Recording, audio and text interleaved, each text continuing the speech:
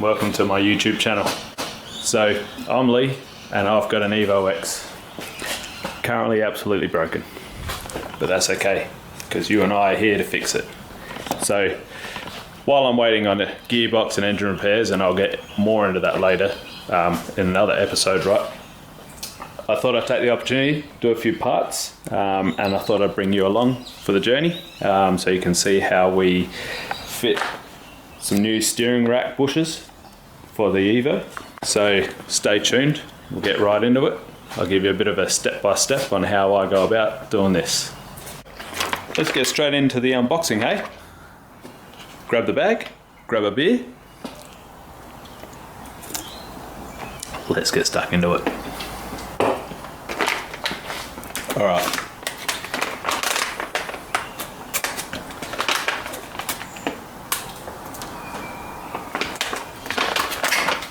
So the contents of the bag, let's just put it out on the bench here. Got a couple of bushes. Give you a bit of a look at these. So they're actually a little bit squishy. Nolithane, I think. Polyurethane. Get a couple of collars. 3 in fact. Get a little bit of bush lube.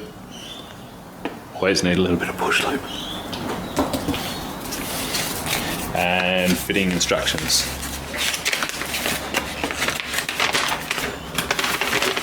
And you know what we all do with fitting instructions. So this shouldn't be too hard of an install. I'll just quickly point out some bolts that you're going to need to take out, right? So you're going to need to take out this heat shield. There's a couple of bolts there. And then underneath you'll have the steering rack bolts here. This one at the back there, and one just underneath the rear engine mount. So let's get to and try and undo them.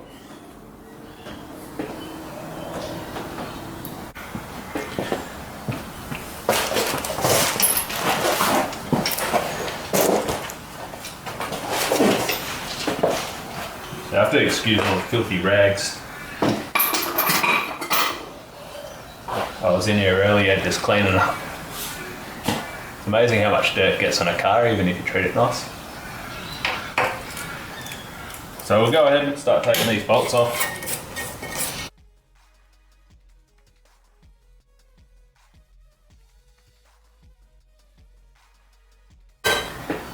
So there's just 3 bolts, 1, 2, 3. My heat shield's been all cut out to make way for my downpipe. It's a little bit big. That's what she said.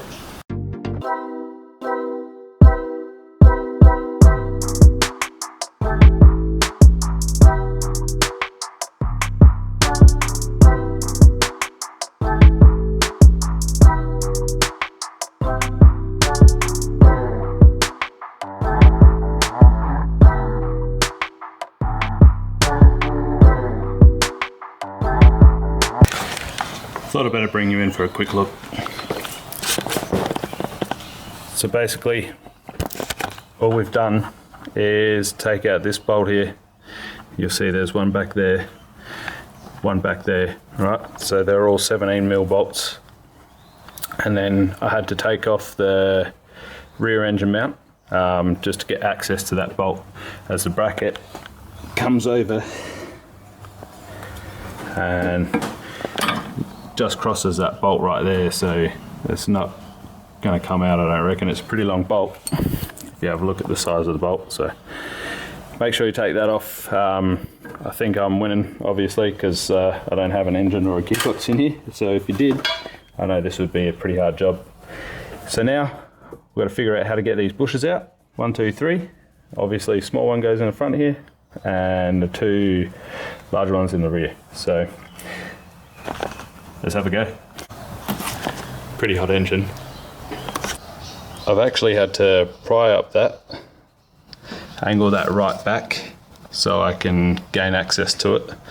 I've got to lift it up on this side. I've had to take the sway bar off and push that to one side to be able to get myself enough room just to access this rear bush I can pretty much tell you there would be zero way you could do this with all this gearbox and everything else in here unless you lowered down this subframe and did it that way. Probably the same way you'd do a a sway bar. So if you're ever doing a sway bar, or if you think about doing a sway bar, perhaps do these while you're there. Be a hell of a lot easier.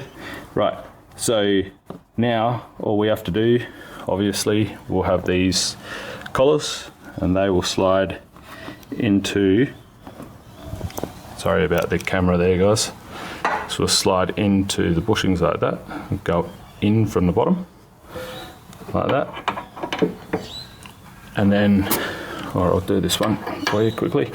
I'll go in from the bottom and then I'll slide the other one down through the top. But first I've got to lube it all up, so let's get to that.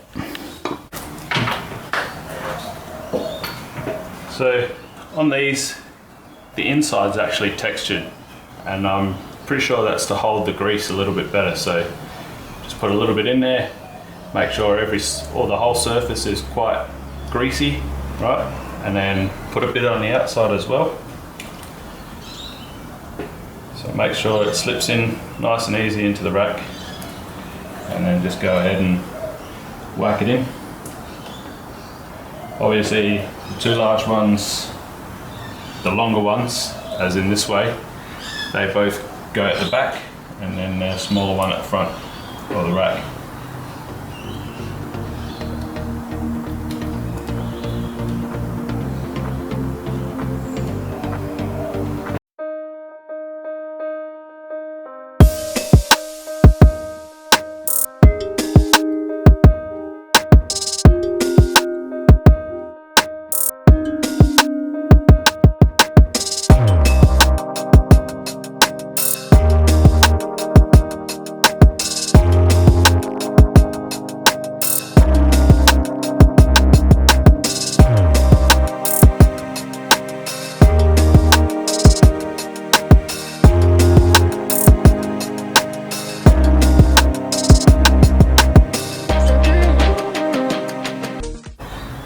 Don't be shy when it comes to the grease. I've still got quite a bit left, and I've done inside and outside of all of them, so just whack it in.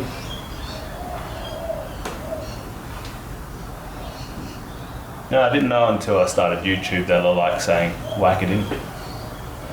Learn something new about yourself every day.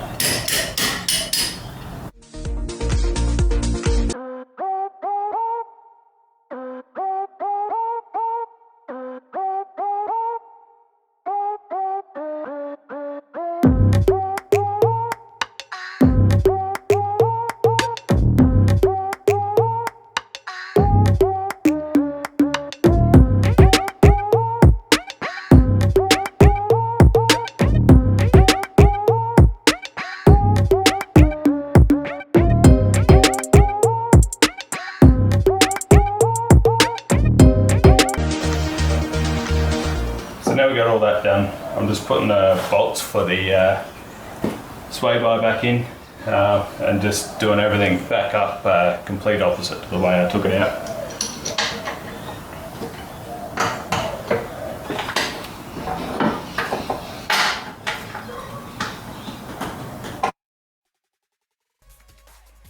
Hey guys, so hey, how you going? So that concludes everything. My camera's obviously gone dead, so haven't been able to get the last little bit of footage putting all that back together, and I've switched over to my phone, so it's just a little bit easier. We were talking down the power steering rack bolts. The torque specs on those are 70 Newton meters, which is about 52 foot-pound for you American folk. And then the engine mount to subframe, that's 50 Newton meters, so I'm not sure what that is in foot-pound though. So I went through, I just did a bit more checking. We made sure all the bolts for the subframe were at 110 Newton meters as well, just so, you know, while I'm under there, make sure everything's buttoned up right. Let's have a look at the bushes that came out, and we'll talk about that, eh? So yeah, these are the 3 bushes. So the 2 longer ones, they're from the rear of the steering rack. They look just like this, so they weren't too hard to get out. You just got to get it up past here and then you can wiggle it out, no worries. As I was trying to do it, I was still on this rib here, so I was really struggling trying to get it out on that left hand side.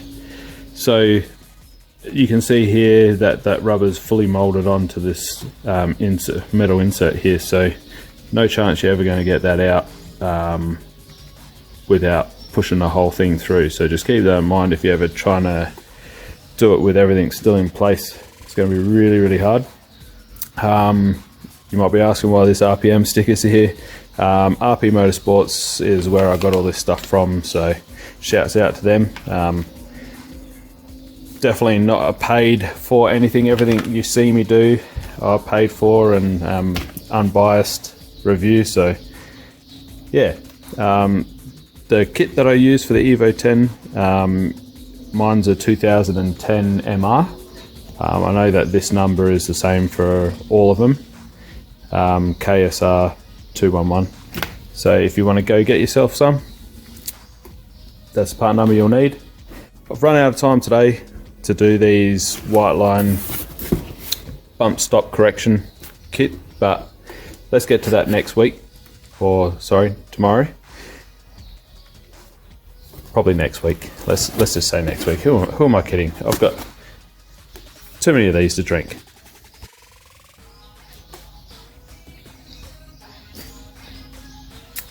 So if you want to know anything about this car, right, or why there's no motor in it, gearbox, what's going on, how I got to this point, why am I starting my YouTube videos right here, drop us a comment, right? If you want to find out how the hell that thing shrunk, comment. If you're interested to see what else is in these boxes, comment. You're going to get sick of me saying comment. From here on in, what's going to be happening. So under this pretty little rag here, that's my engine. Which is not too healthy right now, so yeah, I'll be making a full episode on that anyway, so if you want to wait, you can wait. Otherwise, hit me up in the comments. Cheers. Before you hate on me and all that sort of jazz, or whatever, first YouTube video ever, so thanks for tuning in. Thanks for staying this far, if you've made it this far.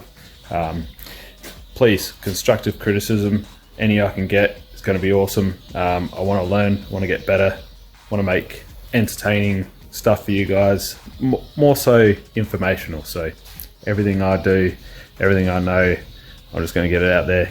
So hopefully you guys enjoy it. Let me know if I can improve in any way.